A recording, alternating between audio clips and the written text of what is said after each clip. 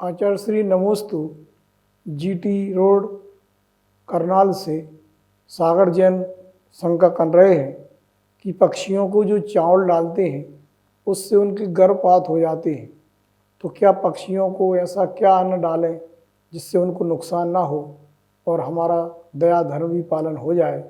कृपया शंका का समाधान करें। नमोस्तु आचार्य श्री।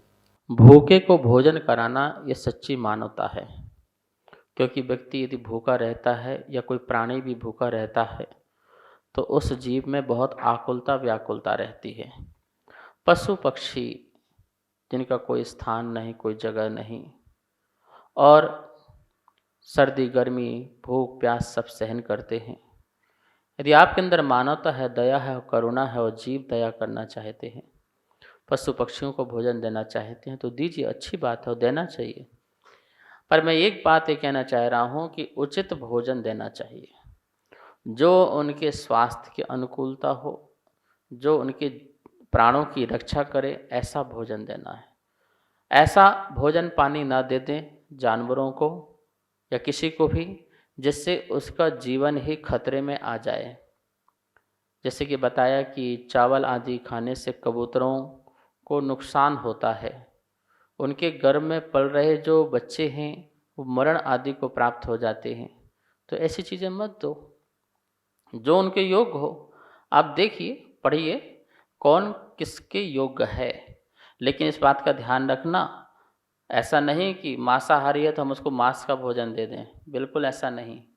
हमें शाकाहारी भोजन और जो हम कर सकते हैं वो करें, लेकिन कभी भी मांसाहारी भोजन आदि किसी जानवर को आपको नहीं खिलाना है, इस बात का भी ध्यान रखना है। हम वहीं तक जीव दया करेंगे जहाँ तक हमसे औरों के भी जीव बच सकें, दया हो सके। ऐसा नहीं कि एक को मार रहे हैं एक को खिला रहे हैं, ऐसा हमें जीव दया का पालन नहीं करना है। जो जिससे हमारे अन्य जीवों के प्राण बचें उससे हमें जीव दया करना है। तो इस प्रकार से आप देखिए किस जानवर के लिए किस चीज़ की आवश्यकता पड़ती है। कभी उसे जो है औषध की आवश्यकता पड़ती है, कभी भोजन की, कभी पानी की। गर्मी के समय होते हैं पशु पक्षी कितने प्यासे होते हैं, तो उनको आप जो है छना हुआ जल रख सकते हैं, उसको मर्यादित करके भी रख सकते हैं। ठीक है, भोजन भूख प्यास से तड़पते रहते हैं, आप उनको वो कर सकते हैं। कोई बीमारी से तड़पते हैं तो उनको आप जो है पशु चिकित्सालय में ले जा कर के, पक्षी चिकित्सालय में ले जा कर के उनका इलाज कराएं, उनको औषध आदि कराएं।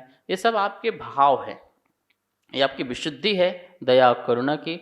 और ये जब तक होते रहना चाहिए जब तक आप ध्यान में नहीं पहुंच जाते।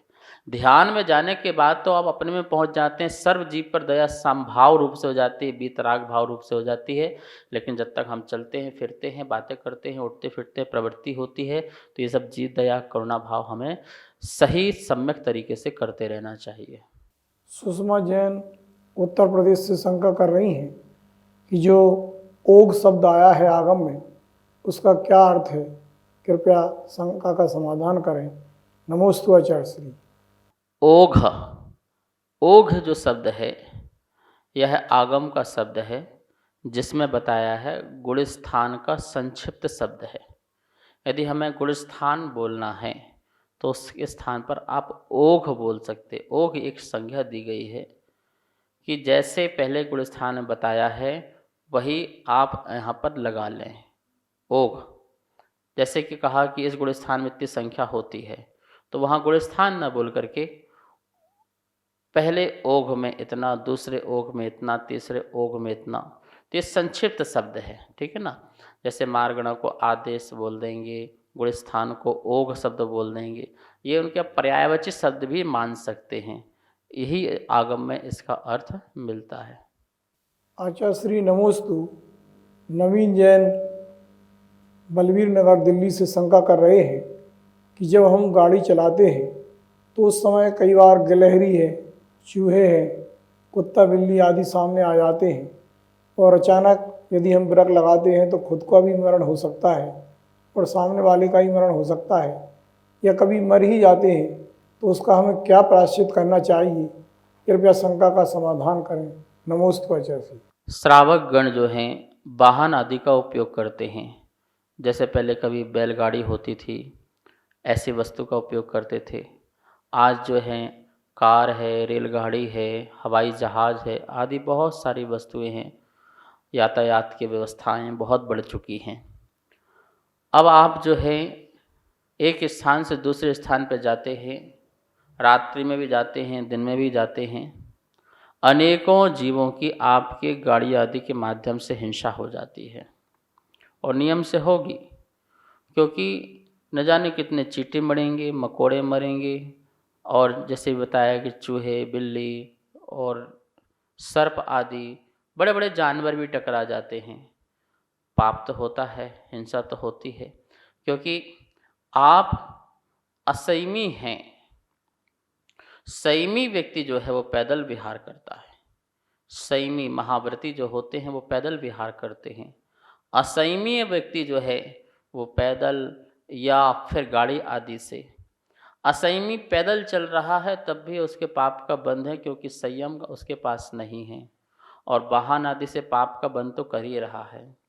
आपको प्रायश्चित लेना चाहिए, आलोचना पाठ पढ़ना चाहिए, और अपनी आत्म आलोचना करना चाहिए कि हे प्रभु, वो कब अवसर आएगा जब मैं इस प्रकार के वाहनों का, घोड़ा गाड़ी आदि, बैलगाड़ी, रेलगाड़ी सब में से छूट जाए, और मैं चार हाथ देख कर के, ज़मीन को देख कर के चलूँ, और जीवों की हिंसा से बचूं और अहिंसा का पालन कर सकूं।